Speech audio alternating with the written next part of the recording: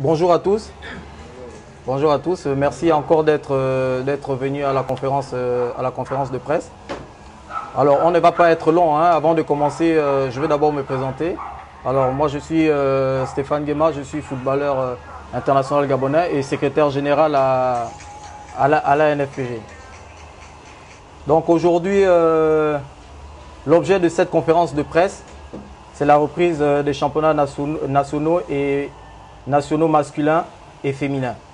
Donc aujourd'hui, on va aborder 3 points à l'ordre du jour. Le premier point, ce sera sur la reprise du National Foot. Le deuxième point, ce sera la reprise du championnat national féminin. Et ensuite, le troisième point, ce sera les témoignages des footballeurs que vous voyez ici présents, parce que c'est important que les footballeurs s'expriment. Et vous allez bien comprendre, les footballeurs vont s'exprimer et ils vont vous expliquer comment ils vivent cette situation, le fait qu'il n'y ait pas de reprise du championnat. Donc on va tout de suite commencer par le non-respect des dates indiquées au sortir de la task force lors du mois de mai 2021. Alors, comme je vous disais tout à l'heure, les déclarations de l'Union le 25 mai 2021 par le président de la LINAF qui avait déclaré que la reprise était prévue pour le mois de septembre. Donc, ce qui n'a pas été respecté par le président de la LINAF. Ensuite, il y a eu les rencontres avec la NFPG le 14 juillet, suivi d'une déclaration sur Twitter du ministre des Sports. Alors, on a eu une séance de travail avec le ministre qui nous a invités, la NFPG. On a eu une séance de travail avec lui. Et dans cette séance de travail, il était question de parler de la dette, du redémarrage du championnat. Et il a aussi parlé de l'importance de la vaccination. Voilà. Mais il n'a nullement indiqué dans cette rencontre l'importance, l'obligation de se faire vacciner pour les joueurs. Donc, et c'est dans cette rencontre que le ministre lui-même a annoncé la date de reprise du championnat, le 23 octobre, 5 mois du président de la LINAF encore, qui avait déclaré que la reprise effectivement allait reprendre le 23 octobre 2021.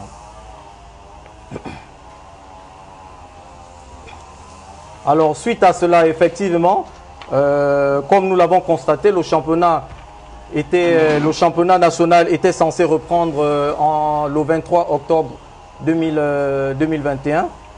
Et là encore, on remarque que les délais n'ont pas été respectés.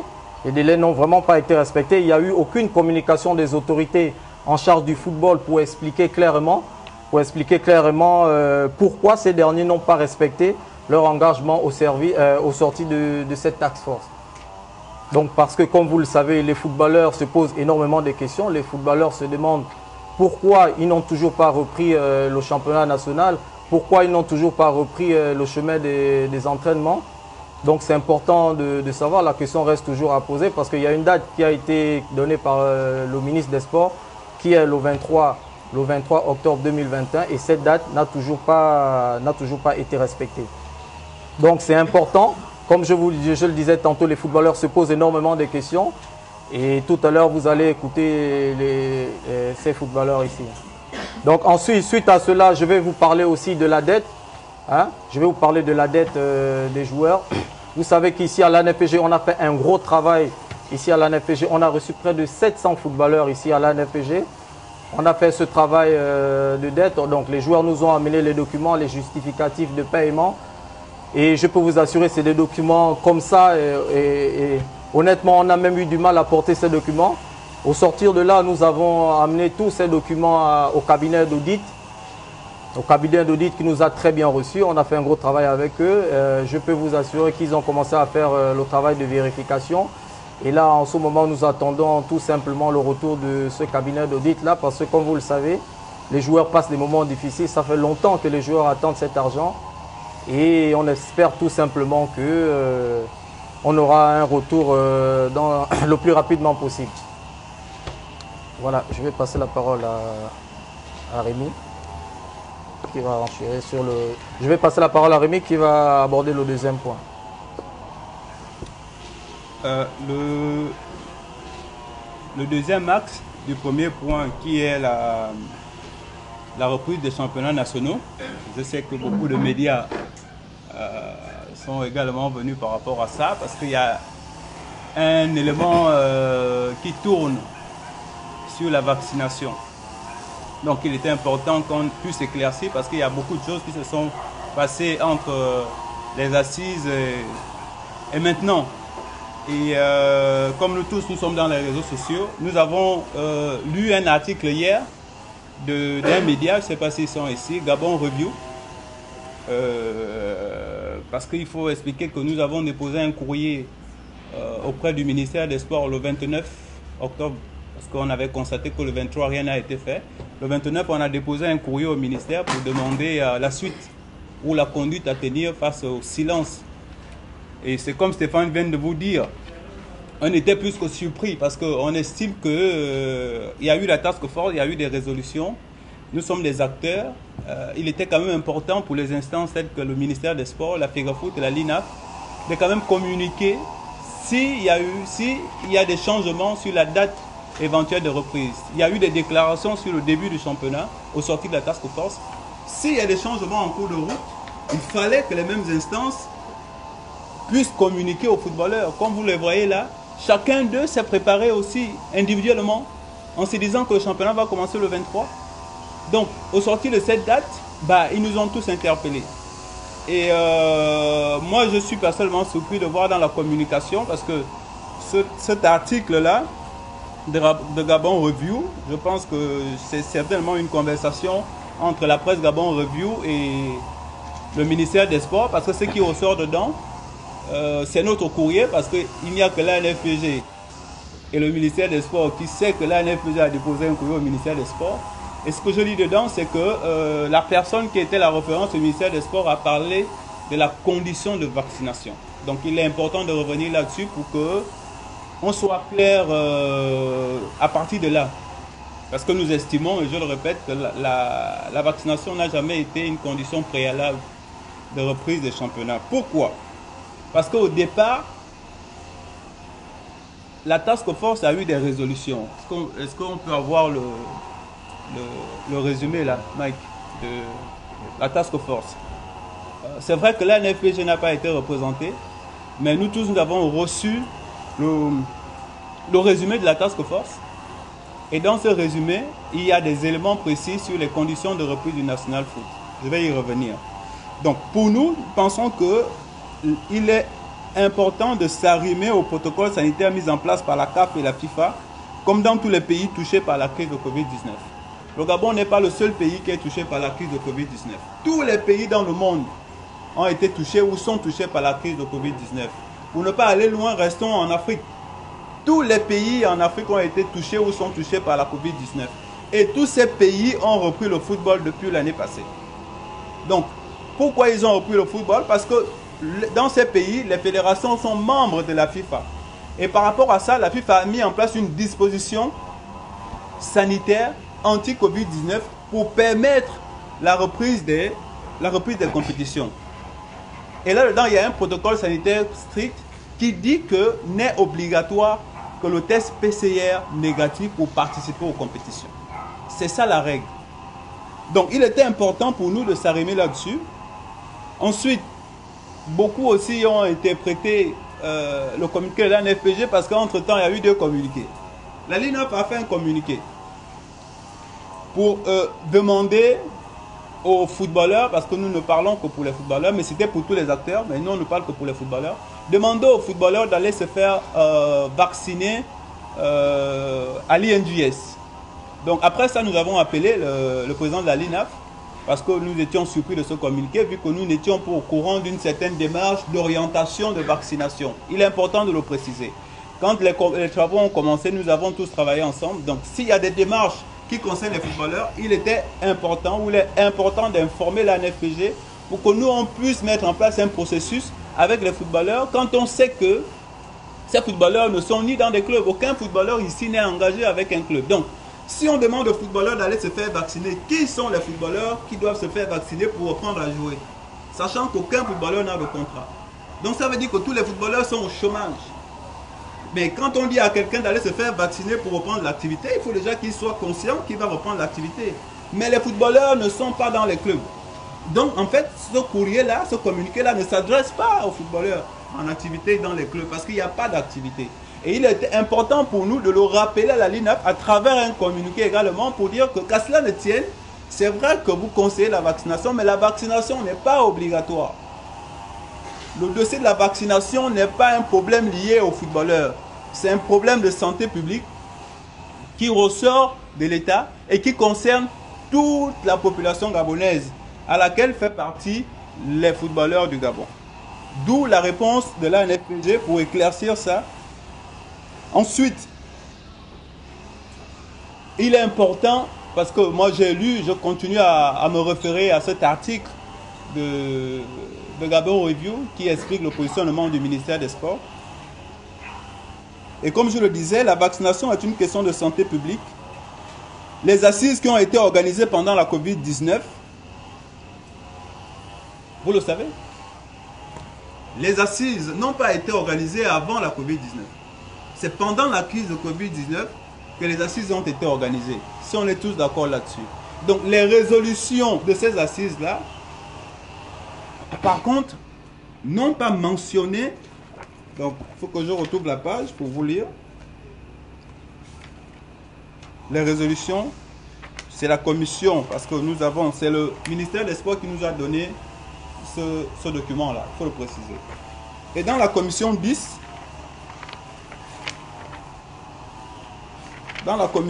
c'est ça, on parle de suivi médical des athlètes et lutte antidopage. Les résolutions pour le début des compétitions. Il est mentionné dedans, couverture médicale du championnat.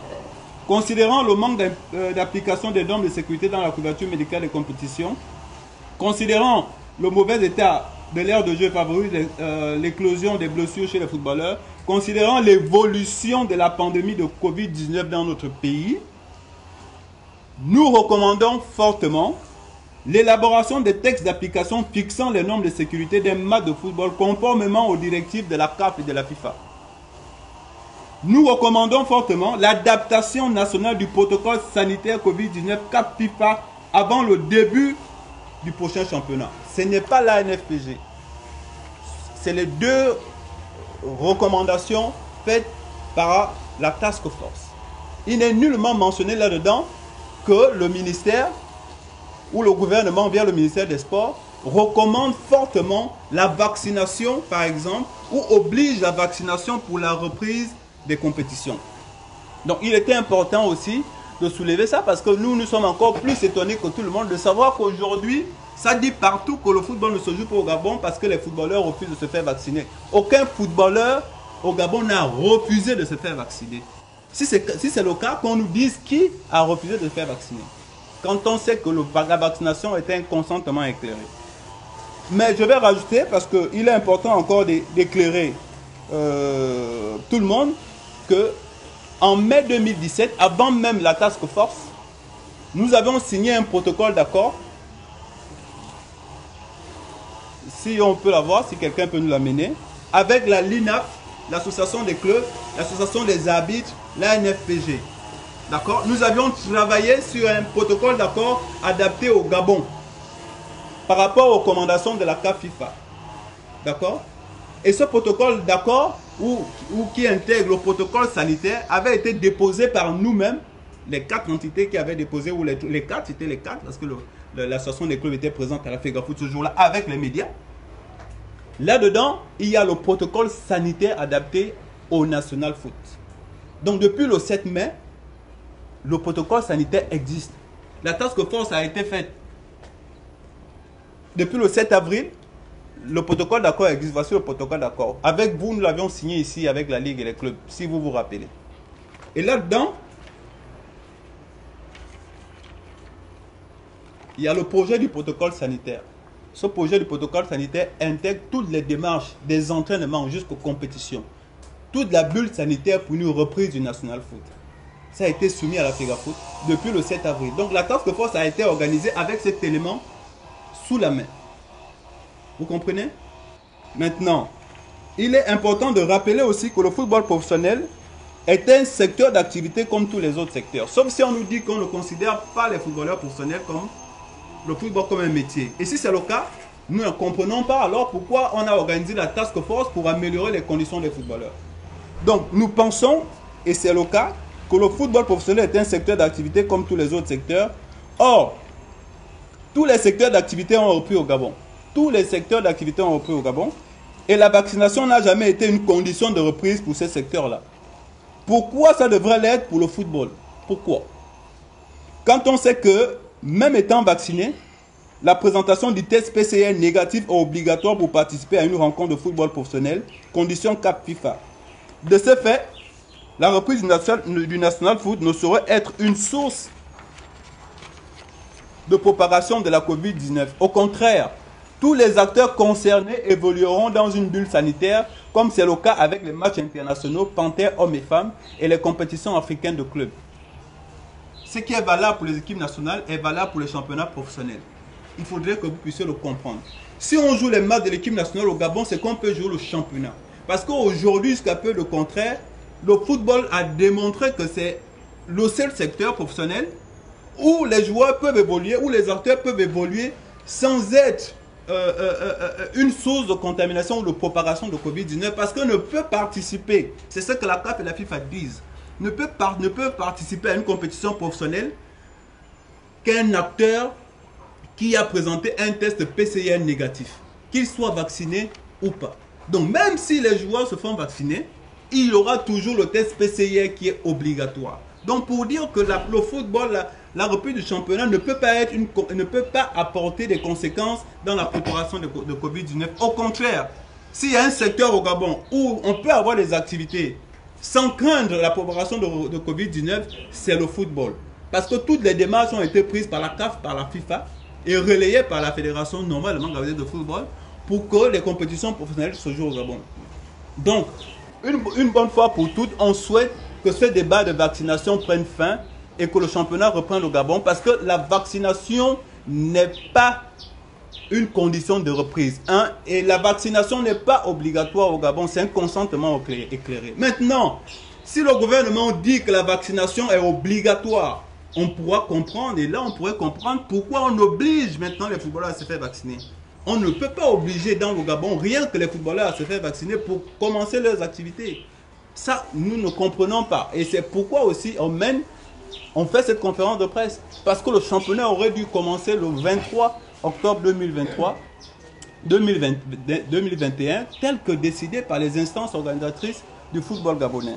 Donc voilà un peu, parce que nous on pensait, et on pense qu'il était important d'éclaircir ce dossier, parce que tout tourne maintenant autour de ça, alors que la question de vaccination, d'obligation de vaccination n'a jamais été abordée comme une condition de reprise, ni au niveau de la task force, ni ailleurs. La NFPG, qui représente les footballeurs, n'a jamais participé à une séance de travail où on a validé la vaccination comme une condition de reprise.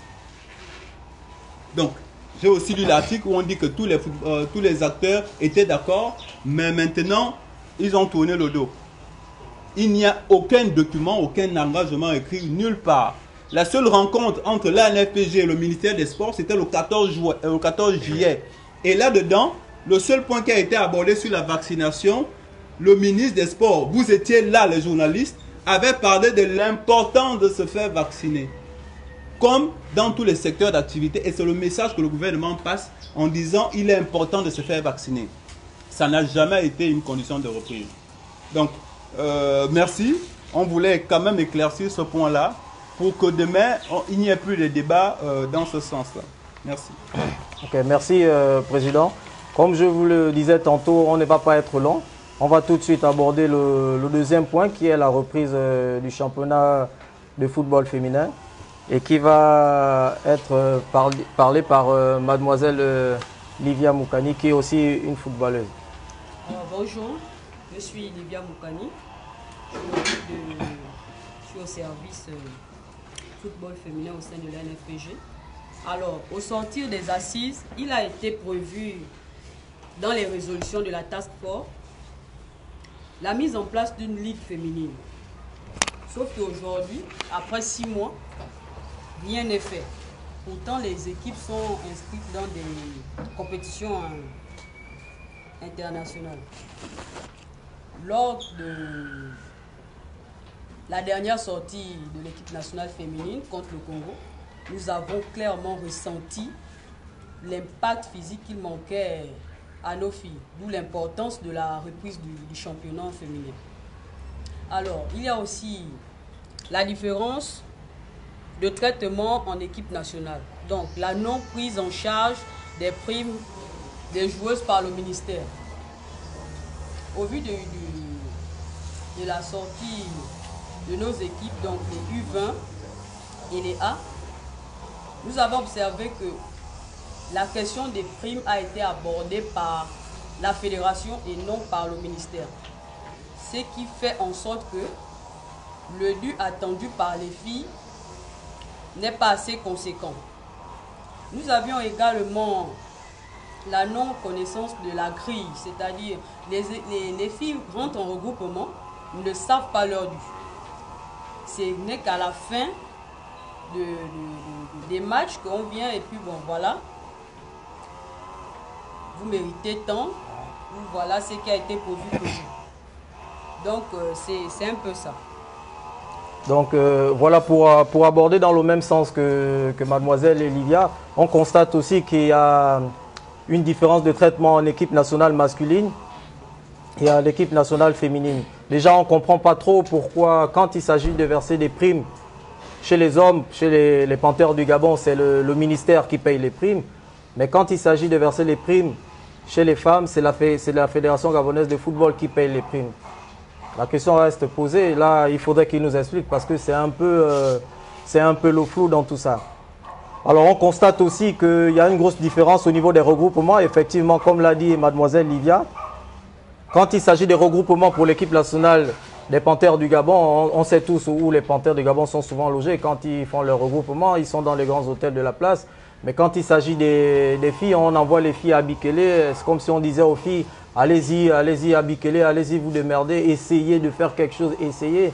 Donc, ce sont des conditions qu'il faut vraiment revoir parce que ces filles défendent les couleurs du Gabon au même titre que les hommes. Donc, je veux dire, quand l'hymne national, quand les Panthères du Gabon jouent, quand les Panthères du Gabon chantent l'hymne national, c'est la même manière que les filles aussi chantent l'hymne national, quoi. Je veux dire, il n'y a pas de pourquoi mettre le football féminin de côté. Pourquoi ce traitement-là pour le football féminin? Donc, Président, c'est ce que je voulais rapporter au niveau du football féminin. Si tu peux rapporter aussi quelque chose. Non, c'est bon? Ok, d'accord. Après, maintenant, ils pourront avoir des questions. Voilà, ok. Maintenant, on va aborder le troisième point qui est le témoignage des joueurs ici présents. Parce que comme je le disais tantôt, les footballeurs ont besoin de parler. Les footballeurs ont voulu parler. Les footballeurs ont voulu parler. Donc, vous allez entendre certains footballeurs qui vont vous expliquer ce qu'ils vivent au quotidien. Vous allez voir, comme je vous disais, les footballeurs passent vraiment des moments difficiles. Les footballeurs vivent dans une situation de précarité. Donc, vous allez écouter certains de ces joueurs. On va commencer par Ulrich Bouka, qui va d'abord se présenter. Ensuite, il va parler.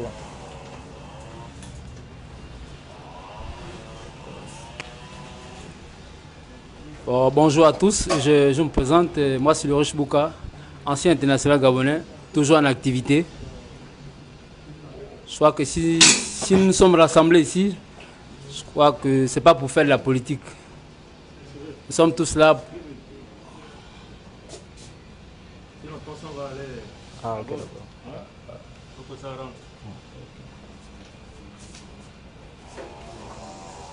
Tu reprends, tu te représentes. Tu reprends, tu te représentes. Bon, je vais encore me présenter. Moi, c'est Ulrich Bouka, ancien international gabonais, toujours en activité. Comme je disais tout à l'heure à peine, nous sommes là tous réunis pour une cause commune, et non pour faire un rassemblement politique. Je vais commencer en ayant une pensée pour mes frères et amis et collègues, certains qui vivent des moments difficiles, certains aujourd'hui qui ont perdu leur femme, certains aujourd'hui qui ont perdu leur logement parce que les bailleurs les ont sortis, qui sont répartis en famille. Il y a certains qui sont même décédés. J'ai une pensée pour nos sœurs qui sont maltraitées. qui ne sont pas reconnus à leur juste valeur, sachant très bien qu'on pratique tous le même métier, comme l'a si bien dit notre soeur tout à l'heure. Les conditions ne sont pas réunies en équipe nationale féminine. Donc je viens par là me poser des questions et savoir, aujourd'hui ça fait pratiquement 2 ans, on frise le ridicule. Je me pose des questions et savoir, est-ce que notre ministre, ça va peut-être me trouver un peu cru, mais ça ce n'est que mon avis. Je me pose la question de savoir, notre ministre, est-ce que c'est le ministre de l'équipe nationale ou le ministre des Sports? Je crois qu'autant que nous sommes, c'est des questions qu'on doit se poser. Ça fait 2 ans, on a signé des contrats.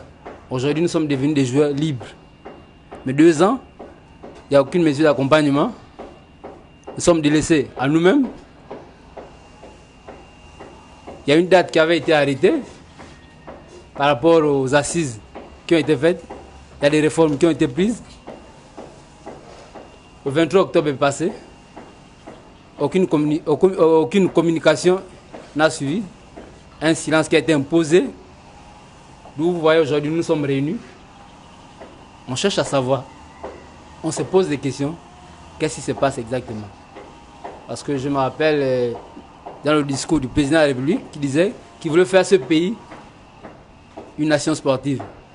J'ai comme l'impression que, au-delà de ce que le président veut faire ou veut dire, il y a 2 décisions qui sont prises derrière.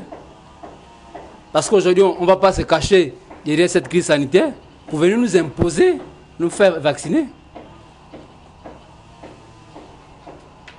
Parce que moi, c'est des questions que je me pose. Je ne sais pas, est-ce qu'on s'est accaparé la maladie pour vouloir torturer le peuple? Parce que quand je parle du peuple, je parle des footballeurs. Les footballeurs, ils sont compris. Donc, je pense que c'est tout ce que j'avais à dire pour le moment.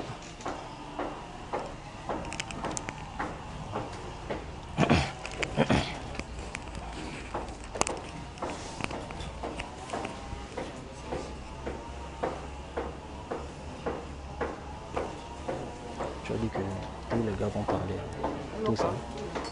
Donc on donne à chaque fois le micro, quoi. Ainsi de suite.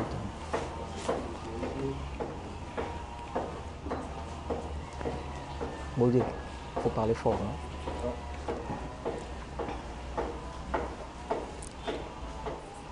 Bonjour à tout le monde. Je m'appelle Boïde Grâce à Dieu, footballeur en activité d'origine centrafricaine.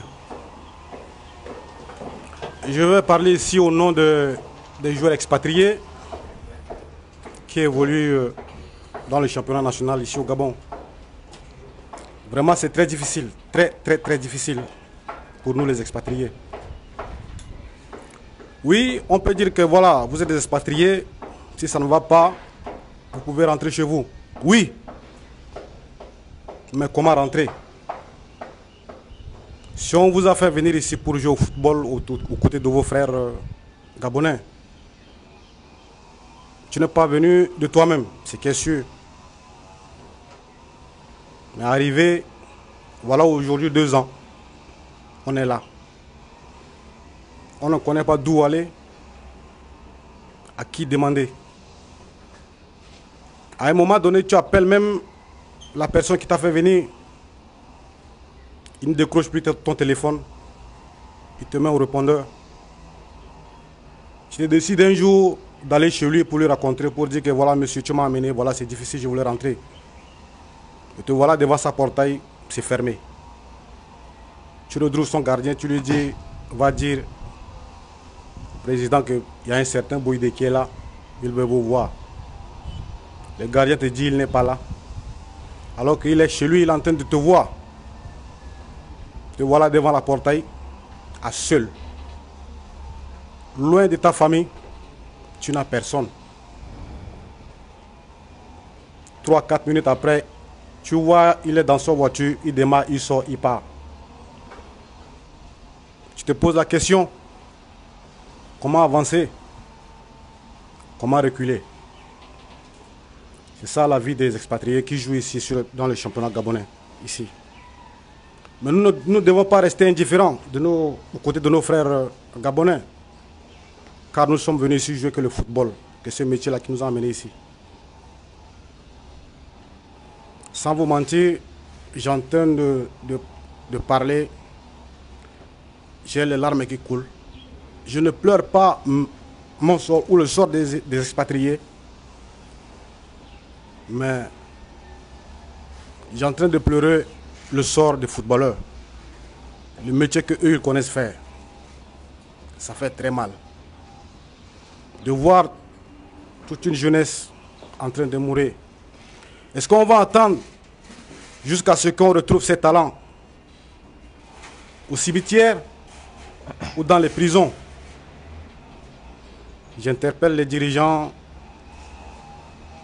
à faire face à ce qui est en train de se passer. On ne devrait pas compter tout à chaque fois sur les joueurs qui jouent de l'autre côté. Mais il faut aussi regarder sur le plan national. Il y a des talents qui se trouvent ici. Il y a du pur. Je vais vous donner un exemple de mon pays, la République centrafricaine. Il y a de cela 4 mois. Les professionnels ne veulent plus venir jouer pour continuer le reste de compétition. Parce qu'on a sanctionné notre stade. Parce qu'on ne peut plus recevoir les matchs chez nous. On joue tous les matchs au Cameroun. Et si tous les professionnels là ne veulent plus venir, il faut arrêter de continuer de jouer au football. Les dirigeants centrafricains sont obligés de faire avec les nationaux. Et je vous assure, ces enfants qu'on les avait ramassés partout dans les équipes sont allés gagner le Nigeria dans leurs pays respectifs, sont venus tenir tête ici au Cameroun. C'est pour dire que tout est possible avec les nationaux, avec les gens qui jouent sur le plan national. Tout est possible. J'ai vu des garçons qui sont sortis dans ce championnat ici, qui sont en train de faire des merveilles. Mais pourquoi abandonner les autres qui sont restés ici au pays? C'est mon interpellation. Tout ce que nous demandons, c'est que les choses reprennent et que nous exerçons le métier que nous connaissons faire. Nous sommes là, nous ne sommes pas des hommes violents, nous ne sommes pas des indisciplinés, car dans le football, il y a aussi la discipline. À cet stade, nous allons dire que les dirigeants vraiment qui regardent vers les joueurs qui jouent sur le plan national. Je vous remercie.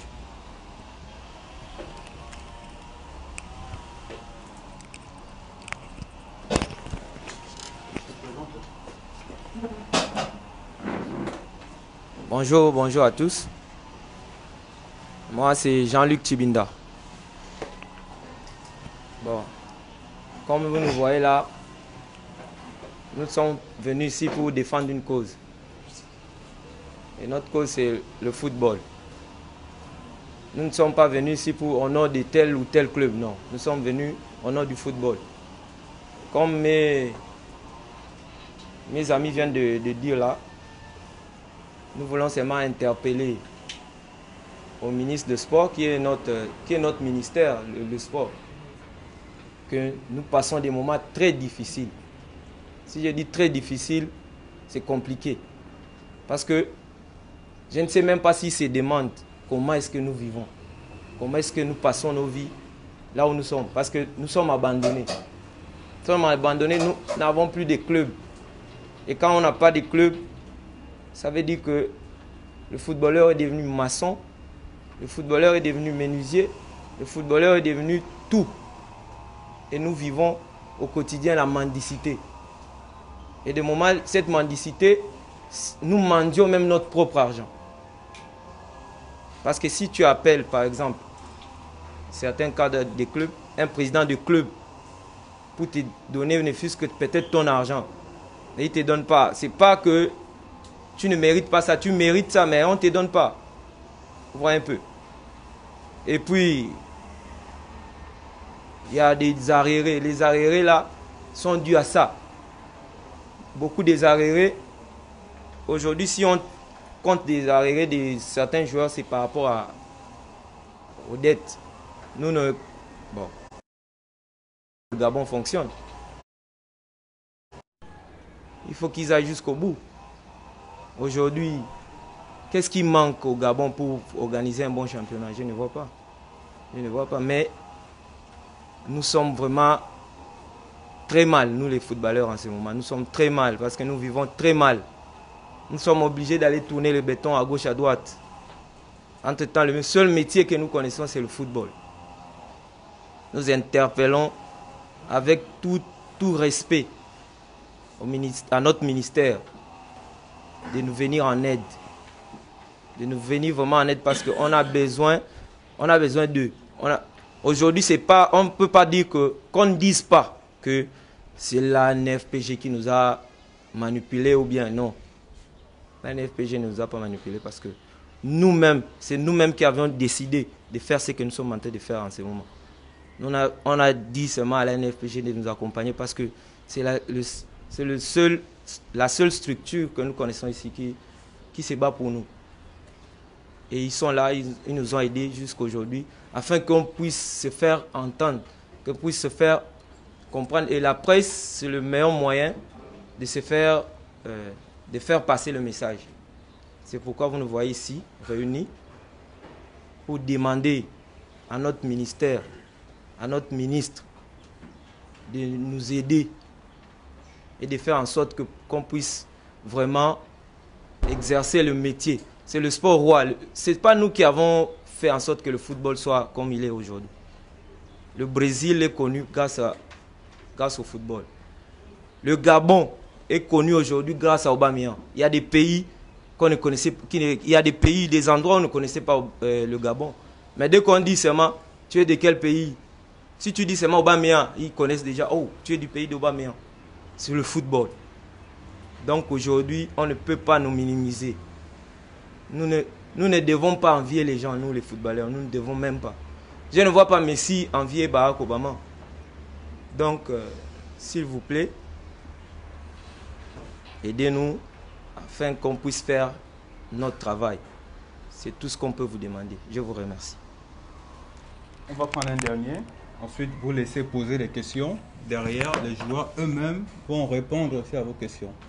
C'est important, quoi. Si vous avez des questions, sauf si ça concerne l'administration de la NFPG, mais si ça concerne le football, peu importe, posez-les aux footballeurs directement, ils vont vous répondre. Donc on va prendre un dernier témoignage, puis tous les footballeurs sont disposés à répondre à vos questions. Attention.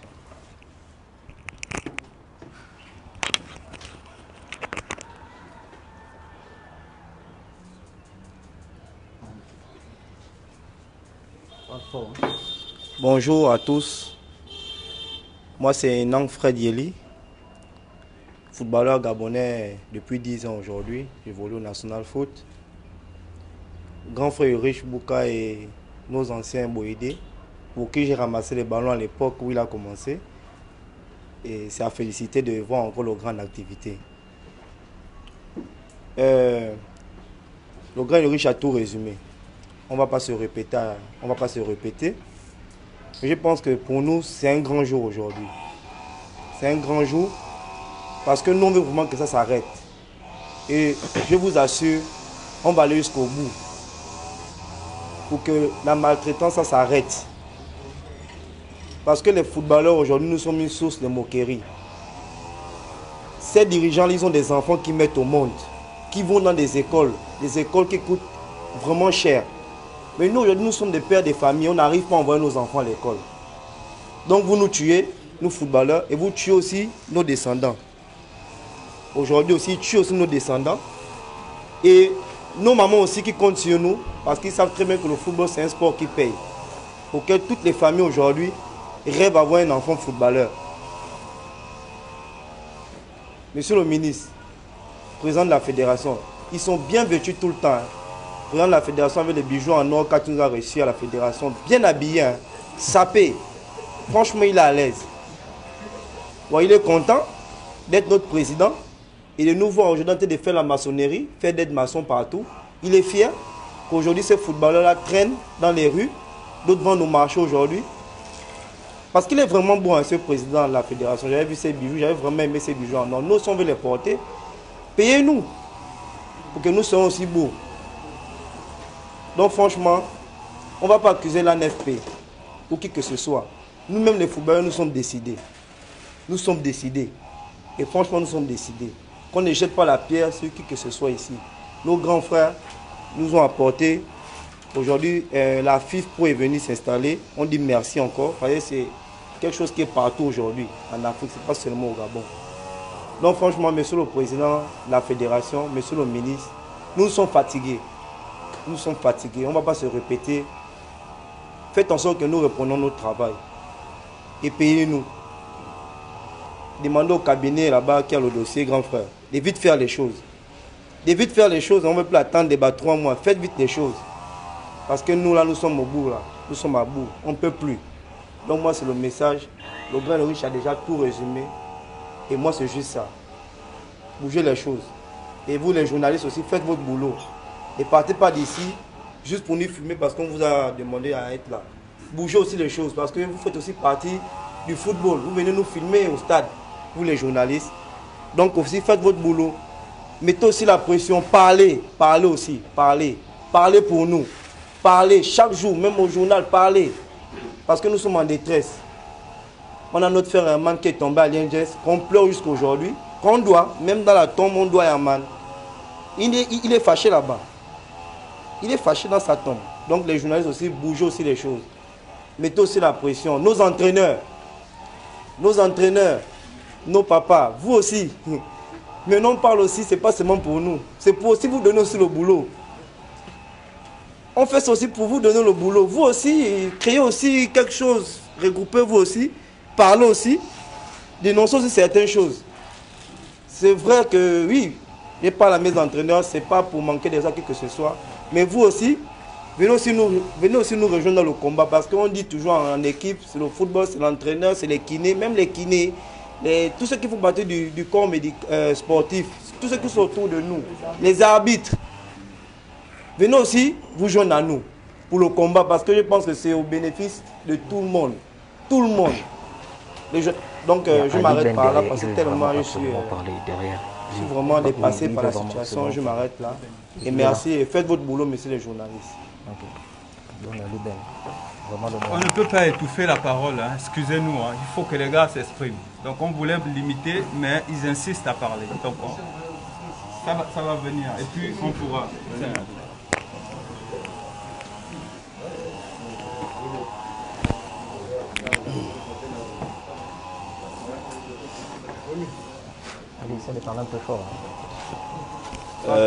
Alors bonjour à tous, merci de m'avoir octroyé la parole ici. Je me prénomme Lundu Aliben, footballeur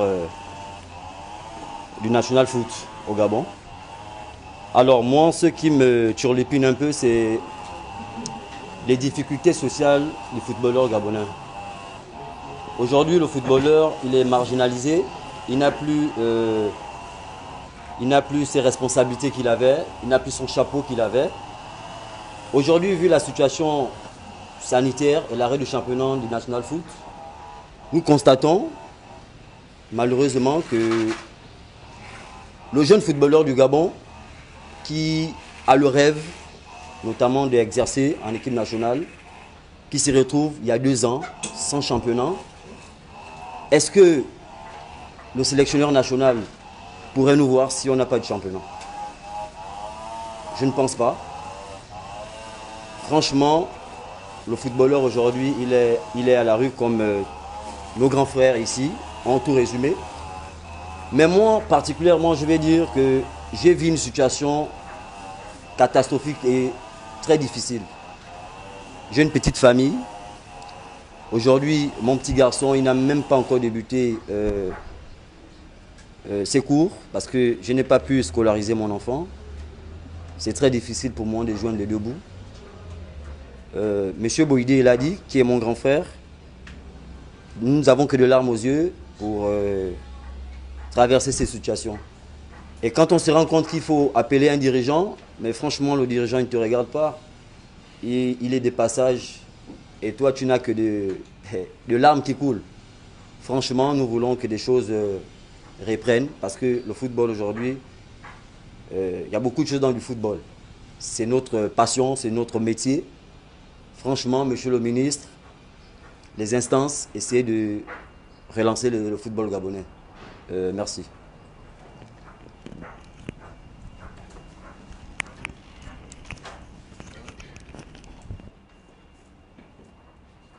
Bonjour à tout le monde. Je reprends le nom de Destin Bogolo, je suis international centrafricain. Je suis très fier et très content aujourd'hui de parler devant les médias et de parler devant tout le monde. Avant de parler, je voulais remercier mes grands frères, le président Rémi Banenga et Stéphane Guéma. C'est des anciens footballeurs internationaux gabonais qui ont joué le championnat gabonais pour devenir professionnels. Mais apparemment, le ministre de Jeunesse et Sport, il pense qu'il n'y a pas de footballeurs au Gabon. Mais vraiment, pour faire une équipe, il faut commencer d'abord chez toi avant d'aller à l'extérieur. Et il faut que le ministre et le président de la fédération puissent savoir que sans les footballeurs, il n'y a pas la fédération. Si la fédération existe, parce que les footballeurs existent, parce qu'il y a le ballon. Le ballon, ça ne se joue pas dans les bureaux. Le ballon, ça se joue sur le terrain de football. Et ceux qui jouent ce ballon, on les appelle les footballeurs. Ça fait 4 saisons que les footballeurs ont des arriérés de salaire. Mais ils vont manger comment? Comme disent les autres. Ça fait 2 ans, il n'y a pas le championnat au Gabon. Aujourd'hui, il y a des gens comme les autres disent, ils ont perdu leur maison. Il y a certaines personnes qui dorment même à l'église. Il y a certaines personnes qui ne mangent pas. Et au Gabon, ça fait des années que le football est devenu professionnel. C'est les présidents des clubs qui ont les grosses voitures, qui ont les belles maisons, qui se font riches. Et les footballeurs sont pauvres.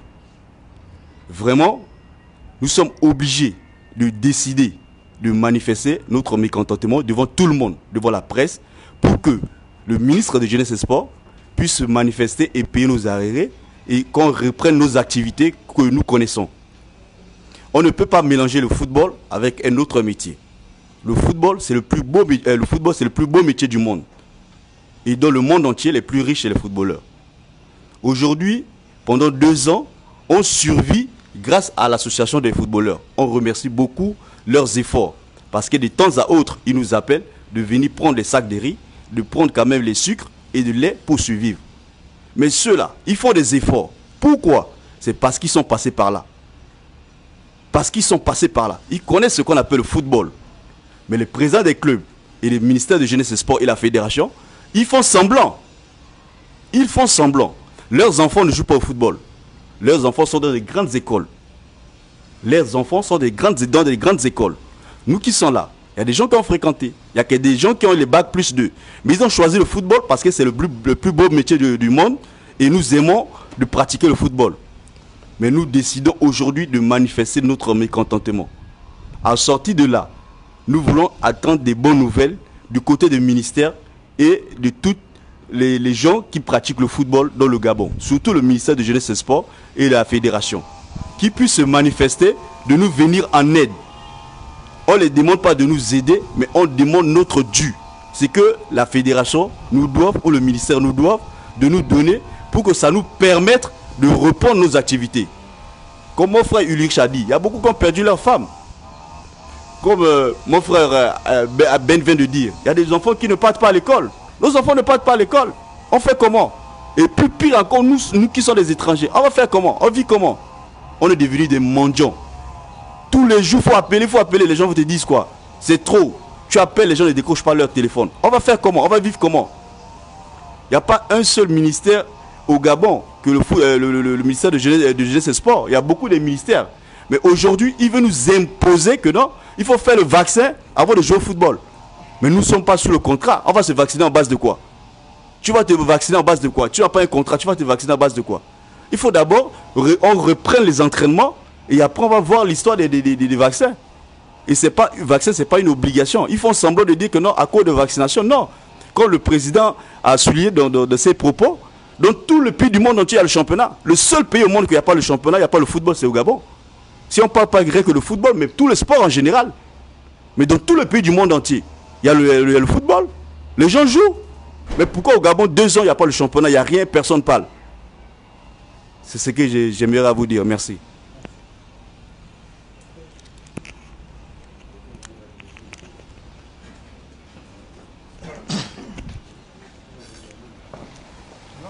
Bonjour à tous et à toutes. Moi, c'est Herman Mwenga, ex-sociétaire de l'USB, aujourd'hui libre de tout contrat. Toujours en activité. Ce que je tiens à dire ce matin, je tenais d'abord à remercier l'ANFPG et vous les médias qui êtes là aujourd'hui. Nous sommes plus de 720 joueurs aujourd'hui au chômage depuis presque 2 ans. Le ministre avait communiqué une date qui disait que la reprise du championnat était pour le 23. Aujourd'hui, nous sommes le 2 ou le 3 ? Le 3, hein? Jusque-là, nous n'avons pas de communication, que ce soit du ministère, que ce soit de la fédération, que ce soit de la LINAF. La LINAF avait envoyé un dossier, avait posté un courrier sur les réseaux sociaux qui disait pour que le championnat reprenne, il fallait qu'on se fasse vacciner. Comme venait de le dire mon frère, on va se faire vacciner sur quelle base? En tant que joueur de quelle équipe? Nous sommes libres de tout contrat. Le ministre jusque-là ne s'est pas manifesté. Comme disaient mes frères, aujourd'hui nous avons du mal à joindre les deux bouts. Nous avons du mal à joindre les deux bouts parce que nous ne savons plus à quel sens se vouer. Nous ne savons plus chez qui cogner. Malgré tout ce que nous faisons, ça n'aboutit à rien. Donc je tiens à attirer l'attention du ministre, dire au ministre, à la fédération, que nous sommes fatigués. Nous sommes fatigués. Nous ne pouvons plus. Rien n'est communiqué. Depuis l'annonce du 23, chacun est rentré dans son coin. Nous n'avons plus de communication. Que le ministère prenne ses responsabilités, que la fédération prenne ses responsabilités, que la LINAF prenne ses responsabilités. Nous ne pouvons plus. Aujourd'hui, l'équipe nationale, ok, c'est le pays. Aujourd'hui, c'est l'équipe nationale qui est mise en lumière. Parce que c'est le pays. Mais la plupart de ces joueurs sortent de ce championnat. La majorité de ces joueurs sortent de ce championnat. Aujourd'hui, c'est bien beau. Aujourd'hui, ils dansent sur les tables, dans le vestiaire, ok. C'est bien beau de danser sur les tables. Oui, on est là, on chante, oh, machin, on cite les noms. Mais on fait quoi de nous? On fait quoi des joueurs locaux? Aujourd'hui, le président de l'ANFPG, le secrétaire, sort aujourd'hui, avant qu'ils ne soient professionnels, ils sont sortis de ce même championnat. Pourquoi aujourd'hui de laisser le championnat? La crise n'est pas un problème. Et le joueur n'a jamais refusé de se faire vacciner. Mais pour se faire vacciner, ce n'est pas un souci. Mais on ne peut pas aller se faire vacciner au moment où on te dit aujourd'hui que c'est ça. Demain, on te dit que c'est ça. Tu vas te faire vacciner, après tu pourrais venir à la maison. On dit non. On ne veut pas que le ministre sorte qui se prononce. Ça, c'était juste d'abord les médias. On a voulu faire les choses dans les règles. Et c'est ce qui se passe. Donc, nous, on veut que dans les jours qui suivent, le ministre nous donne une suite. Qui se prononce, que ce soit le ministère, mais c'est lui d'abord le ministre, qui se prononce. Donc, voilà pourquoi aujourd'hui, on fait cette conférence de presse. L'ANFPG n'a rien à y voir. C'est nous-mêmes les joueurs qui avons demandé à faire cette presse pour se faire entendre. Donc, dans les jours qui suivent, vous entendrez encore parler de nous. Parce que nous, on veut faire bouger les choses. Et les choses vont bouger. Au Gabon, c'est ça. Pourquoi les autres ministères n'ont pas exigé le vaccin? C'est seulement aux footballeurs qu'on exige le vaccin. Pourquoi? La Guinée est là. Même au Sao Tomé, ça joue. Pourquoi c'est au Gabon? En Guinée, là à côté, ça joue. On est à la 4e journée. Qu'est-ce qui cause problème pour qu'au Gabon, ça ne se joue pas? Au Gabon, ça ne se joue pas. Que les choses qu'ils veulent faire dans le noir, là, qu'ils arrêtent, qu'ils nous font démarrer le championnat, on vit de ça. C'est le seul métier que nous savons faire. Quoi, ils veulent nous envoyer maintenant braquer. Ils veulent augmenter le taux du banditisme sur le plan national. Mais c'est ça, ne riez pas. Si tu n'arrives pas à joindre les deux bouts, tu fais comment? Tu passes le temps à gratter, à appeler, on bloque même nos numéros. On fait comment? On braque. Et on va aller continuer à remplir le gros bouquin. Mais oui, on est au chômage. Aujourd'hui, un footballeur, vous voyez, il tourne le béton, c'est normal. Tu n'as même plus le goût. Aujourd'hui, tu passes maintenant la tête baissée. Parce que tu n'as même plus le goût de dire à quelqu'un, même si tu appelles une petite, tu dis, oh, je suis joueur. Ah, fous-moi le camp. Vous avez quoi? On ne pèse pas, vous n'avez pas obligé d'aller chez les taximans, les corps habillés, parce que c'est que le 25 s'est pointé. D'ailleurs, on ne les paye même pour le 25, depuis le 21, ça passe. Ou bien avoir les infirmiers, parce que ce sont eux qui ont l'argent aujourd'hui. Donc c'est le cri d'alerte. On en a marre, trop c'est trop. On veut jouer, on veut reprendre les activités. On ne demande pas qu'ils nous donnent de l'argent, qu'ils nous fassent recommencer notre travail. C'est ce que nous on sait faire. Merci. Vous embêtez les gens.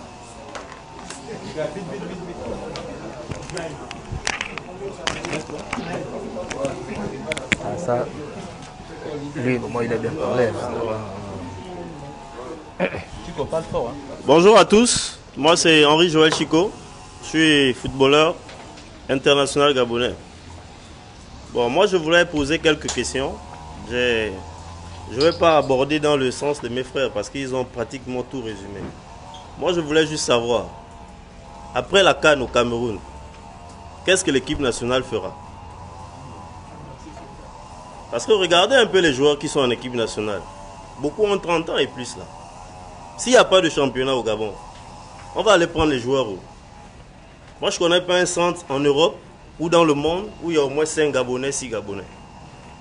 On va continuer à aller prendre les joueurs, on va dire non, ouais, il a un côté ou quoi. Reprenons le championnat pour l'avenir de l'équipe nationale. Parce qu'on saute là parce qu'il y a la CAN. Mais après la CAN, qu'est-ce qu'on fera? S'il n'y a pas de reprise de championnat. Moi, c'est dans ce sens où je voulais poser mes questions. Je vais encore venir dans un point. Mes frères disent qu'on commande en appelant les dirigeants. Les gars, n'appelons plus les dirigeants. N'appelons plus les dirigeants. Nous, aujourd'hui, on est axé sur le ministère. Les dirigeants ne font rien. Ils ne se bougent même pas parce qu'ils se retrouvent avec les autres. Là. Gardez vos crédits. Appelons-nous. Si on peut partager un morceau de pain, on partage un morceau de pain. Depuis 4 ou 5 ans, ils font ça. Pourquoi vous insistez? Arrêtons aussi de tourner au ridicule, les gars. Restons dans ça. Mais la question principale était, après la CAN, qu'est-ce que l'équipe nationale fera? Moi, c'était ça. Voilà, merci. Comme là, vous venez d'écouter, vous venez d'entendre les témoignages de certains footballeurs. C'est dommage. Tous les footballeurs voulaient parler, mais malheureusement, on ne peut pas laisser parler tout le monde. Moi, personnellement, quand j'entends ces témoignages-là, ça me donne même la chair de poule, honnêtement, je vous assure. Hein. Maintenant, on va passer aux questions. Si vous avez des questions, les joueurs sont là eux-mêmes, ils peuvent vous répondre aussi. Donc, il n'y a vraiment pas de souci là-dessus. Maintenant, si vous n'avez pas de questions, eh ben, on va mettre un terme à la conférence. Bonjour à tous. Nous constatons qu'au sein de l'NFPG, vous avez des superstars qui sont, je pense, le vice-président. Moi, je l'ai dit ailleurs, quand il n'y a pas de championnat, les stars au niveau international font du tapage. Pourquoi ces joueurs-là, qui sont connus, ne font pas du tapage pour demander la reprise? Moi, je l'ai vu, mon maître à la fin en Égypte. Et ça, quand même, fait de l'effet. Nous constatons que Lenina, Didier Don, Aubameyang, ils sont mieux aussi, comme vous avez toujours dit, eux aussi sont mieux. Parce que s'ils faisaient, peut-être, ça devait porter. Pourquoi ils ne le font pas en tant que membre actif de la NFPG? On va répondre question par question, c'est important. Hein? Cette conférence, elle est importante. Ta question, elle est fondamentale. Mais je vais répondre en te posant une question. Parce que j'ai l'habitude de dire, on a l'habitude de se retrouver ici. Depuis que le ciel de la NFPG est ici. Ça fait presque 2 ans qu'il n'y a pas de championnat. Sur les 2 ans, il y a eu combien de matchs de l'équipe nationale? Est-ce que vous pouvez les compter? Il y a eu les éliminatoires de la CAN. On est en train de finir les éliminatoires du mondial. Sur toutes les conférences de presse que les internationaux ont passées, est-ce que les médias, vous avez ne plus que poser une question dans le sens de la situation du football au Gabon et le positionnement des internationaux? C'est la réponse à ta question. C'est important parce que les footballeurs, ils sont dans les quartiers, beaucoup sont dans leur village. Est-ce qu'il va quitter au village là-bas où il n'a même pas accès, il ne peut même pas prendre la voiture pour aller poser la question à Pierre ou à Bruno dans un regroupement où personne n'a accès à l'équipe nationale. L'équipe nationale joue tous ses matchs à Franceville. Ils quittent directement la Turquie ou la France, ils descendent directement à Franceville. Chaque regroupement de l'équipe nationale, on a toujours écrit à la fédération pour rencontrer les joueurs de l'équipe nationale. Même ce regroupement-là, appelé la fédération, un courrier a été déposé. D'accord? Donc, on a besoin de vous. Nous, on n'a pas encore rencontré les internationaux. Le moment où ça va se faire, les joueurs vont discuter avec eux. Mais ceux qui ont plus facilement accès aux internationaux, mais c'est vous les médias. Donc, posez-leur la question et vous aurez leur point de vue. Ici, il n'y a pas Pierre, il n'y a pas Bruno, il n'y a pas Didier, il n'y a personne. Mais là-bas, ils sont tous. Donc, allez-y, il y a un match quand? Le 12. Il y a un match de 12. Ben, le 12, en faites-en un point dans les questions que vous allez poser. Je ne sais pas si j'ai répondu à votre question. Moi, je ne peux pas parler au nom de Pierre. Personne ici ne peut parler au nom de Pierre ou au nom d'un international. Donc, je réponds à cette question parce que ce n'est pas une question qui regarde directement le sujet à l'ordre du jour.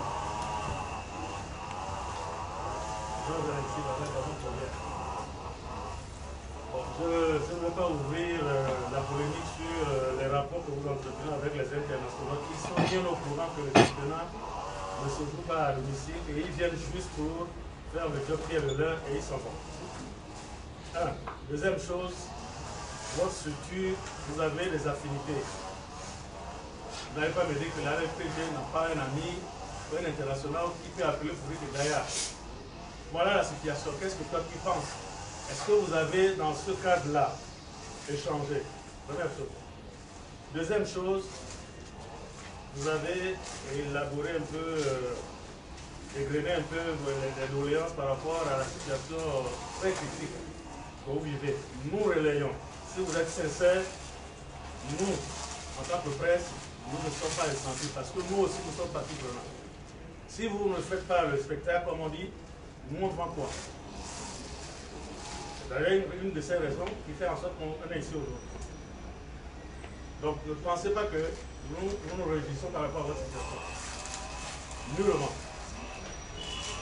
Maintenant, vous avez démontré, vous avez démontré que la vaccination n'est pas le fait central de la non-reprise du championnat. Moi, je veux savoir, vous avez également évoqué en filigrane les impayés de salaire. Est-ce que vous en faites un préalable pour la reprise ou comment est-ce que vous envisagez par rapport à ces sous qui vous sont dus et qui devraient théoriquement vous soulager? Je ne sais pas si je me suis fait entendre, fait comprendre. Si, si. Ok. Pour le premier point, concernant la relation que nous avons avec les joueurs de l'équipe nationale, il faut comprendre que tous les joueurs de l'équipe nationale, de la même manière que les joueurs locaux signent leur adhésion à la NFPG, les joueurs de l'équipe nationale aussi signent leur adhésion à la NFPG. Pour preuve, il y a 2 ans, nous avons travaillé sur la charte du footballeur en équipe nationale. Allez au ministère, le document est là-bas, il est posé jusqu'à maintenant, il n'a pas encore été signé. Vous comprenez? La charte de l'équipe nationale, toutes catégories confondues. Vous étiez au ministère quand, il y a 2 ans, le ministre des Sports lui-même, il avait lancé l'importance d'avoir une charte en équipe nationale. Je ne vous le rappelle pas. À la suite de ça, nous avons travaillé avec les joueurs de l'équipe nationale pour que les conditions des footballeurs sur les réalités que nous connaissons soient revues des U15 jusqu'aux équipes nationales A, garçons et filles. Pour dire qu'il y a un travail qui se fait. La relation avec l'équipe nationale concernant la crise actuelle, on ne peut pas la gérer individuellement avec les joueurs de l'équipe nationale. Quand on dit les panthères, on ne dit pas une panthère. Donc, ce qu'on demande, ce que les joueurs demandent, ce n'est pas la mobilisation individuelle. Parce que certains joueurs de l'équipe nationale se sont exprimés. Vous comprenez? Peut-être pas tous. Nous, ce qu'on demande, c'est pourquoi les joueurs parlent de ceux qui sont à l'équipe nationale, qui viennent jouer, d'accord? C'est qu'il y ait une communication collective. De la même manière que nous sommes assis, que les joueurs de l'équipe nationale s'assiedent, d'accord? Et donnent leur point de vue. Mais ce travail-là, on ne peut pas le faire sur WhatsApp. On va dire à Pierre, Pierre intervient, Bruno intervient. Non. On a besoin de les rencontrer, ce qui n'a pas encore été fait. Pourquoi? Pourquoi on nous refuse de rencontrer les joueurs d'équipe nationale? Vous comprenez? Nous, on a besoin que les joueurs locaux rencontrent les joueurs de l'équipe nationale parce qu'il n'y a pas de place prioritaire en équipe nationale. C'est celui qui est bon qui y va. Nous, on a joué. Moi, la CAN 2012, j'ai joué, j'étais à l'USB. et j'ai terminé titulaire, peut-être parmi les meilleurs joueurs de la CAN. Je n'étais même pas encore chez les Blancs, pour vous dire. Donc il n'y a pas de problème avec l'équipe nationale, c'est pourquoi je vous renvoie, s'il vous plaît. Je pense qu'il y a une conférence de presse avant le match ou je ne sais pas, bientôt. On a besoin de rencontrer l'équipe nationale. On a besoin de l'équipe nationale se regroupe et pour parler. Le deuxième point, c'était sur le salaire des impayés. On a pris nos engagements vis-à-vis du ministère. Vous étiez à cette date-là. Le 14 juillet, le ministère a invité la NFPG pour expliquer les réformes. Je vous présente le tweet du ministre le 14 juillet. Les points à l'ordre du jour, c'était les réformes, la dette. À ça, le ministre avait dit que le montant de la dette était fort et que pour que le ministère paye ou l'État, il fallait qu'un cabinet d'audit prenne l'affaire. Et c'est ce qu'on a fait. C'est-à-dire que les joueurs n'ont pas de problème avec la dette. Écoutez, le dossier de la dette, c'est depuis 2016. On a eu même des accrochages avec la fédération, donc le dossier continue.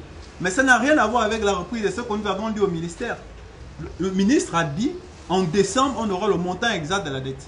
Nous avons déposé les attestations et les justificatifs des footballeurs il y a une semaine, mais nous attendons en décembre. En décembre, nous devons avoir le montant de la dette finale et comment l'État va payer cette dette. Pour le moment, c'est un dossier classé.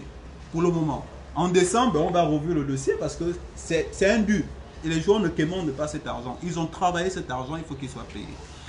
Maintenant, pour la reprise, ce qu'on dit, on a dit que ce n'est pas un facteur, par exemple, bloquant pour la reprise. Parce que les joueurs ont accepté de reprendre, même si on paye la dette. Parce que le championnat devait reprendre le 23. Et le ministre a dit que c'est en décembre qu'on aura le montant de la dette.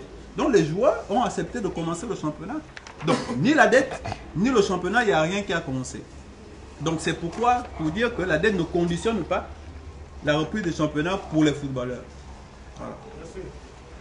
Oui.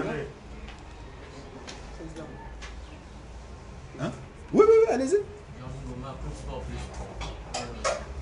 venez de parler de la dette des joueurs dont le ministre disait que c'était excessif, je veux dire, à hauteur de 795 millions de francs CFA.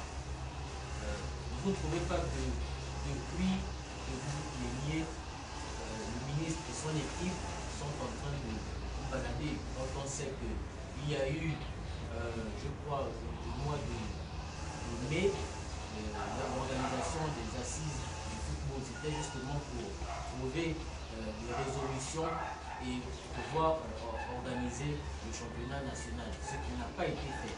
Au sortir de là, il y a eu justement cette conférence de presse qui a été organisée par le ministre lui-même que vous venez de sortir là.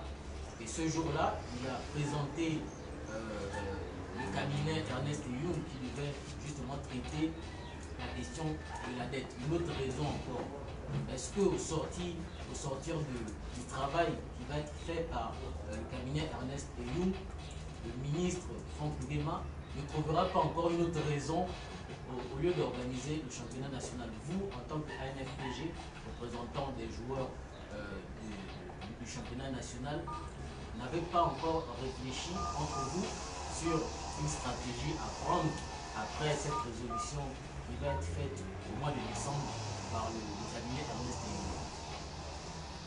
Donc ça revient un peu sur la question de M. Bader. C'est clair avec le ministère.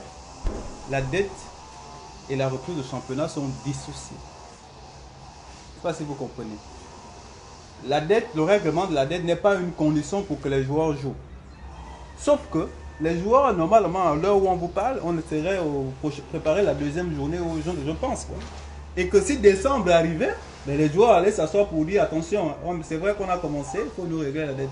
Mais ça ne conditionne pas nullement la reprise du championnat. Je ne sais pas si j'ai répondu à votre question. Maintenant, pour ce qui est des intentions du ministre des Sports, nous ne pouvons pas parler à la place du ministre des Sports. Vous savez, comme je vous dis, c'est depuis 2016 que nous sommes dans ce dossier-là. Donc si les joueurs depuis 2016, on est en 2021, bientôt 2022, ils ont toujours été patients, c'est parce que nous voulons faire les choses comme cela se doit. Les 795 millions, ce ne sont pas les joueurs. Mais je vais vous faire un aveu. la dette des joueurs, ce n'est même pas 795 millions, c'est plus. Et le dossier qui a été déposé au cabinet Ernest Young, ce n'est pas 795 millions. Et c'est pourquoi vous étiez au ministère. J'avais demandé encore, et c'est la proposition que j'avais faite à la FEGAFOOT de dire, restons sur les 795 millions, qu'on fasse un partage égal à tous les joueurs parce qu'ils l'ont accepté. Si nous allons sur la dette individuelle, nous allons dépasser le milliard. Nous allons dépasser le milliard. Et ça, je vous l'assure, parce que les documents qui ont été déposés au cabinet Ernest Young dépassent le milliard. On nous a demandé de faire un travail, on l'a fait, on attend. On a déposé. Le ministre avait dit, octobre, novembre, le cabinet va faire son travail. Novembre, décembre, le cabinet va donner les montants au ministère. On attend décembre pour avoir le montant de la dette et savoir comment l'État va régler la dette. Pour le moment, on ne peut pas en dire plus parce que nous ne sommes pas, on n'est pas des agents du ministère des Sports ou du gouvernement. Une dernière question. Je n'ai pas vocation à m'initier dans l'organisation de votre structure qui est liée à la FIFPro. Mais je crois comprendre quand même que face à cette détresse généralisée, la FIFPro est tenue informée. Est-ce que, de par votre affiliation, vous pouvez faire une requête pour vous permettre de dégager quelque chose pour soulager en attendant tous ces footballeurs et footballeuses qui sont en détresse? C'est une question juste. Je pense qu'il vous a répondu. Il y a un dispositif à la NFPG qu'on appelle les boutiques solidaires. Dès le début de la crise Covid-19, nous l'avons lancé. Ces boutiques solidaires ont pour mission d'accompagner les joueurs. Nous ne pouvons pas payer les joueurs. Les joueurs sont contractuels avec des clubs. Et l'État a pris les engagements de financer ce championnat. C'est de leur responsabilité. C'est fait. C'est pourquoi il vous l'a dit. Ce n'est pas moi qui ai parlé à votre place. Chacun ici sait que s'il a un problème, bah, il y a peut-être un sac de riz que nous achetons. D'accord? Pour tous les joueurs qui sont en possibilité. Nous avons cherché les partenariats même avec les institutions là. Voici le protocole d'accord qui a été signé par les clubs et tout le monde au mois d'avril. Accompagnement des acteurs majeurs du football d'élite. On a même fait des propositions dedans. C'est signé par les clubs, par la LINAC, par la fédération. Nous avons demandé que l'État, tout le monde, la fédération, puisse accompagner les joueurs. Je mets de côté tout ce qui s'est passé à la FEGAFOOT. Si on en est arrivé là, c'est grâce à la FIFPro, parce que la FIFPro, pendant 6 mois, a fait un travail avec le ministère, la FEGAFOOT, la NFPG, les clubs. Et c'est ce qui a découlé du premier montant qui a été reversé aux joueurs. Et le deuxième montant, je ne vais pas revenir là-dessus. C'est écrit que tableau d'accompagnement financier pour les acteurs majeurs du National Foot. Footballeurs, 500 000. On a demandé depuis, ça fait 2 ans. Les footballeurs, subitement, les contrats sont finis. Et même que quand on arrête le football au mois de mars, ils étaient déjà même dans les impayés. C'est-à-dire qu'aucun footballeur n'avait eu son contrat depuis septembre 2019. Septembre, ils sont dans les clubs. Le championnat a commencé en février. Donc, ils étaient déjà à 3 ou 4 mois d'impayés. En mars, ils ont été payés 1 mois. Et subitement, on leur dit qu'il n'y a plus de championnat. On a demandé au ministère. Ils ont ce dossier déposé à la FEGAFOOT en payation au ministère des Sports. 500 000, ça pouvait couvrir quand même. Ça n'a pas été fait. Donc, la question, je pense qu'il faudrait la poser à la FEGAFOOT et au ministère. Ce n'est pas la NFPG. La NFPG fait déjà de son mieux. La NFPG fait déjà de son mieux. La NFPG vit des adhésions des footballeurs. Mais si ce footballeur-là ne peut même pas cotiser, vous comprenez un peu? Mais la NFPG a aussi des subventions. Si j'ai pas vu. La subvention de la NFPG, je pense que c'est une bonne question parce que je vais vous expliquer comment ça se passe. La NFPG est une association autonome dont les entrées financières sont les adhésions. D'accord? Voilà. Et la NFPG, le passage de ses activités est reconnu par la FIFPro. D'accord? La FIFPro n'organise pas les championnats. C'est la FIFA qui organise des championnats qui génèrent des revenus, qui sont reversés aux différentes associations membres qui sont la FEGAFOOT. D'accord? La FIFPro n'organise pas de compétition génératrice de revenus. La FIFPro a son fonds qui fait en sorte que pour soutenir le combat, la NFPG a ici 7 salariés qui travaillent au quotidien, qui a des juristes. Il faut les payer. Donc la subvention que la FIFA donne à l'ANFPG, c'est pour payer les salariés, pour pouvoir travailler pour les joueurs. Si nous avons ce siège-là, par exemple, d'accord? Donc, on n'a pas un budget où un fonds de solidarité pour soulager. Mais c'est ce qu'on appelle le fonds de solidarité là, c'est pour soutenir les joueurs. Okay. Il ne faut pas mélanger. Ça serait à combien le fonds de solidarité? Si tu veux venir. Non, écoutez. pas pour vous embêter. Hein. Non, vous ne m'embêtez pas, au contraire, c'est bien. J'ai toujours dit, depuis que l'ANFPG a vu son siège ici, venez voir comment on travaille. On est des professionnels. D'accord? La comptabilité de l'ANFPG, elle est là. Chaque fin d'année, l'ANFPG rend des comptes à la FIFPro sur l'utilisation de son argent. Et les comptes de la FIFPro sont clairs. Si je vous donne temps, cet argent sert à payer les salaires des salariés qui travaillent au quotidien au service des footballeurs. L'ANFPG et la FIFPro ne produisent pas de l'argent. Vous voulez savoir comment l'argent du Gabon ou du football? Allez poser à la fédération, c'est elle qui gère le football. Allez poser au ministère. Ce sont eux qui gèrent le football gabonais. Ce que je constate avec vous, c'est que vous ne posez pas les bonnes questions où il faut. Vous ne posez pas les bonnes questions où il faut. L'ANFPG est un syndicat des footballeurs.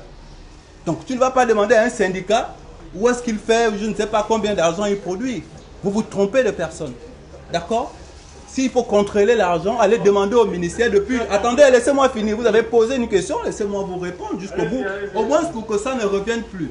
Parce que c'est ça là qui fait des articles bizarres où les choses ne sont pas claires. Il est important que je vous éclaire là-dessus. Les entités qui organisent le football au Gabon, c'est la FEGAFOOT. Et la FEGAFOOT a un contrat de performance avec l'État qui fait en sorte que l'État subventionne la FEGAFOOT ou subventionne le football. D'accord? L'État a lui-même pris les engagements de subventionner le football. Si vous voulez savoir comment ça se passe, allez demander à le ministère des Sports et allez demander, laissez-moi finir, à la fédération comment ils gèrent l'argent du football. Voilà, donc voilà. Non, je pense que vos questions, il faut bien les poser. Parce qu'après, ce que vous allez dire, il y a un article qui est sorti là-bas, c'est le quotidien avec tout le monde. Voilà, donc... Non, vous avez clarifié, peut-être qu'il y a certaines personnes qui ne savent même pas ça. Savoir quoi exactement? Savoir que vous n'êtes pas là, vous n'avez pas la possibilité de les aider financièrement. Parce que dans la tête de certaines personnes, c'est comme le syndicat peut aller chercher, quand vous avez des votre boutique, vous avez appelé ça comment? Boutique solidaire, hein. Que la boutique solidaire doit générer pour soulager à tout point de vue en ce moment, pendant que les dettes ne sont payées. La boutique solidaire ne génère pas. La boutique solidaire ne génère pas. Ce que je vous suis en train de vous expliquer. La boutique solidaire, d'accord, c'est l'engagement de l'ANFPG dans l'argent de la FIFA en se disant, même s'il faut payer les salaires et tout le reste, par jour, nous recevons minimum 6 joueurs ici, depuis 2 ans. Attends, je vous explique. Non, ce n'est pas ça. Vous avez demandé comment l'ANFPG fonctionne en termes de subvention. Ça n'a rien à voir. C'est ça. Donc, votre question, il faut être clair. Hein? Comment l'ANFPG fonctionne, nous ne recevons pas l'argent de la FIFA. Et même l'argent de la FIFA. Non, ce que je dis, les gens qui organisent le football dans le monde, c'est la FIFA. Plus de 5 joueurs par jour ici viennent parce qu'ils sont dehors, parce que les enfants ne vont pas à l'école, parce qu'ils ont des problèmes. Vous comprenez? Ils vous ont bien dit. D'accord? Faites conférence de presse. Ce n'est pas la NFPG. Voilà. Donc, je pense que, et je vous oriente encore, tous les jours, vous avez des conférences de presse au ministère, vous avez des conférences de presse à la fédération, vous avez des conférences de presse à la LINAF. Pour que le Gabon avance, pour que le sport avance au Gabon, posez des bonnes questions. Et je constate, ce n'est pas la première fois. C'est-à-dire que les questions que vous devez poser aux organisateurs du football, à chaque fois, c'est ici que vous voulez les poser. J'ai un témoignage, je me rappelle, je pense qu'il y a 1 an, on avait fait une conférence de presse ici. Vous êtes là, on est ensemble tous les jours. La fédération a fait une conférence de presse. La première fois que j'arrive ici. Ok. La fédération a fait une conférence de presse sur la dette. Hein? De la FIFA. Sur la situation sur la deuxième tranche qui n'a pas été reversée. L'aide Covid. Pourquoi ça n'a pas été reversé? Vous n'avez pas posé la question sur les engagements que la FEGAFOOT a pris avec les parties prenantes. C'est ici que vous venez me poser la question, comme si je travaille à la fédération. Votre question est générale, je m'adresse aux concernés. Donc c'est vous qui avez posé la question. Et quand on pose une question, c'est pour tout le monde. Si on veut avoir cette discussion, on peut se mettre à côté, en discuter. Si vous posez ça ici, c'est parce qu'il faut éclairer l'opinion. On est d'accord? Voilà, c'est bon. Non, au contraire, nous, ça nous permet d'exprimer les choses. Je vous assure que ce qu'ils vous disent là, imaginez, il n'y a que 6 qui ont parlé. Imaginez 720 joueurs qui vous disent la même chose pendant 2 ans. Parce qu'eux, ils sont à Libreville. Il y en a qui sont dans les provinces. Beaucoup ont quitté Libreville. Ils ont sauté dans les voitures sans payer pour aller au village. Parce qu'il y a beaucoup qui viennent à Libreville pour jouer au ballon. Mais depuis 2 ans, ils ne jouent pas. Ils repartent dans les villages pour manger les feuilles de manioc. Vous comprenez un peu? Repartir auprès de leur grand-mère parce qu'ils n'ont pas. C'est la réalité même des étudiants qui quittent des provinces, c'est à l'UOB. Ils dorment à l'UOB. Et dans le moment où on ferme, on fait comment? C'est la même situation. Beaucoup de joueurs sont repartis dans les villages. Ils veulent jouer au football, il faut que le football reprenne. Ils ne l'ont pas demandé, c'est l'État qui a organisé la task force. C'est le Premier ministre qui a lancé la task force parce que le gouvernement considère que le football est un sport majeur et il faut sécuriser la situation des footballeurs. D'accord? Ça n'a jamais été une question de vaccin. Les footballeurs veulent que le championnat reprenne. Les footballeurs veulent que le championnat reprenne et ils vous l'ont dit clairement. Je pense qu'il faudrait qu'on s'arrête d'abord là. Si vous voulez savoir comment la NFPG fonctionne, venez, on va vous présenter l'organigramme exécutif et fonctionnel, on va vous présenter comment ça se passe en termes de comptabilité, en termes de gestion. Il y a pas de... Vous pourrez en faire un sujet. Mais pour le moment, les footballeurs ont besoin que le championnat reprenne et c'est ce qui vous en fait passer. Voilà.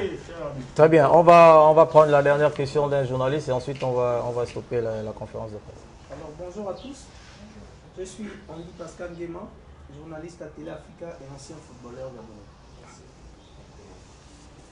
Comprenez par là que tous les mots qui mille le football, je partage vos émotions. Déjà, je tiens à lever l'équivoque tout à l'heure. Il y a certains d'entre vous qui ont pointé également les médias du doigt tout à l'heure pour dire, vous aussi les journalistes, notamment je crois Drogba qui l'a dit derrière, vous aussi les journalistes, parlez. Je crois que déjà pour vous les footballeurs, je tiens déjà à féliciter 2 personnes ici par cette conférence de presse, Stéphane Guéma-Kourassi et Balégar Rémi. Parce que eux et moi, on s'est retrouvés plusieurs fois chez le ministre Franck Guéma. Ils ne sont pas en train de vous vendre le vent, c'est la réalité. Je fais des reportages, je l'ai même dans mon téléphone. Si beaucoup en veulent, je peux envoyer. Ça veut dire que j'ai participé aux assises, j'ai été dans les rencontres entre les dirigeants du football au Gabon et la tutelle. C'est pour vous dire par là que vous vivez une situation difficile. Et nous, journalistes, nous savons qu'il y a des mesures d'accompagnement lorsqu'il y a une crise. C'est-à-dire que je parle par rapport à le contexte de crise sanitaire actuelle. Il y a l'État qui devrait accompagner. Nous, les journalistes, nous sommes la courroie de transmission entre vous et les autorités. On ne peut pas aller au-delà. On ne peut pas aller au-delà du reportage, on ne peut pas aller au-delà de certaines choses. Voyez-vous, il y a des journalistes, il y a la liberté d'expression. Mais là, nous sommes dans un cadre, il y a des journalistes. Un journaliste ne peut pas aller, il a des limites en fait. Il faut vous dire qu'on veut bien, on aide, mais on aide à notre niveau. On ne peut pas aller. Il y a Jean-Alexis Bada, vous voyez là, c'est votre grand frère qui ne le connaît pas. Vous l'avez tous vu en émission. Vous voyez combien de fois il défend. S'il pose des questions aujourd'hui, ce n'est pas pour embêter, mais c'est pour mieux savoir. Il y a Efrain Bilogo qui est là. Ce sont des grands frères. Je ne savais même pas que je devais embrasser le métier là. Mais ce sont des grands frères qui travaillent énormément pour essayer d'aider les footballeurs gabonais. Quand bien même, je viens de vous dire que j'étais acteur. Voilà Chico qui est assis là. Voilà mon petit frère qui est là, Lionel Guéma, qui est là, l'ISD qui est là. Ça veut dire qu'on ne vous vend pas le vent. On connaît la situation. Mais je veux vous poser une question. Nous, journalistes, les autorités de l'autre côté, vous de l'autre côté, si ce n'est pas volonté dire tout à l'heure, comme nous allons le faire tout à l'heure, nous allons dire en quoi consiste cette conférence de presse du jour. Mais au-delà de ça, nous sommes faibles face aux autorités gabonaises. Il faut vous le dire. Nous sommes faibles. Jean-Alexis Bada ne peut pas aller au-delà de ce qu'il peut faire. Oui, je vais peut-être appuyer. Si vous avez suivi Grand Sport, qui a fait l'élément sur le règlement du championnat. Si vous êtes honnête, c'est moi. C'est moi. J'ai pris sur moi. On n'est pas là pour se justifier, on va couper. Le président de l'association de footballeurs. J'ai pris également le président de 105, expressément. J'ai même pris Valérie Ondor. Ça là, ça ne vous dit pas quelque chose que nous aussi on essaie de faire quelque chose à votre niveau. Bon, quand vous dites, les journalistes, vous ne faites pas, allez-y travailler. Parce que nous faisons notre travail. Si je suis ici, c'est parce que je suis sensible. Si vous êtes également honnête, vous allez vous rendre compte que bien avant, on ne fait que frapper la mission. Monsieur Alexis Bada, excusez-moi, quand vous faites ça, c'est bien aussi d'appeler les joueurs. Appelez aussi les joueurs sur le plateau. Si vous avez besoin des joueurs, appelez-nous. On va vous emmener des joueurs. Pourquoi laisser toujours les joueurs? C'est juste l'échange. Rémi est tout le temps au plateau. Non. Voilà. Dites-nous. Attention. J'ai une relation, j'ai une relation particulière avec Gabon, le groupe Gabon Télévision, par mes compétences de consultant. C'est ce que j'apporte au plateau. Et quand je suis invité pour les footballeurs, ici les footballeurs ne disent pas que les médias n'aident pas. Les footballeurs interpellent les médias pour dire on a besoin de vous. Ils ne disent pas que vous n'avez rien fait. Dans la mesure où à chaque fois qu'on vous appelle, vous êtes là. Mais non, voilà, c'est une interpellation que là, ça ne va pas. Nous avons faim. Ça ne va pas. On a besoin de vous. Faites passer le message. Donc ça veut dire que chacun... Voilà. Mais ils n'ont jamais dit, les footballeurs n'ont jamais dit que la presse n'est pas derrière et la presse ne transmet pas les messages. Non. Mais c'est ça. Ça veut dire aidez-nous. Bon, bref. Bon, monsieur, non, on va couper, c'est bon. Non, ok. On va couper. Non, on va. Ok. Je vais juste dire pour terminer. Coach, tu as une équipe de football, hein? Je vais juste dire que pour terminer, comptez sur nous, comme le président vient de le dire, mais je vous dis qu'il y a des personnes qui travaillent. Je voulais également montrer ça parce que Stéphane et Rémi ont communiqué avec le ministre et présenté tels les besoins des footballeurs gabonais et rappelé la dette devant les journalistes que nous sommes.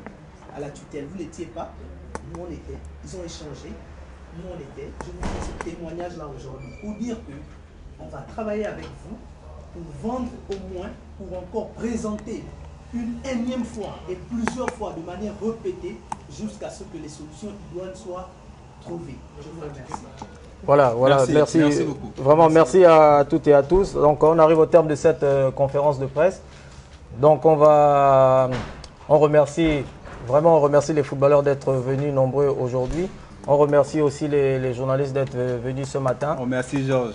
Surtout, on remercie Georges, effectivement. Et on espère que le message est vraiment bien passé parce que les joueurs se sont exprimés, parce que les joueurs voulaient s'exprimer, ils l'ont fait. Et en un mot, les joueurs veulent tout simplement que le championnat redémarre. Donc j'espère vraiment que le message est bien passé.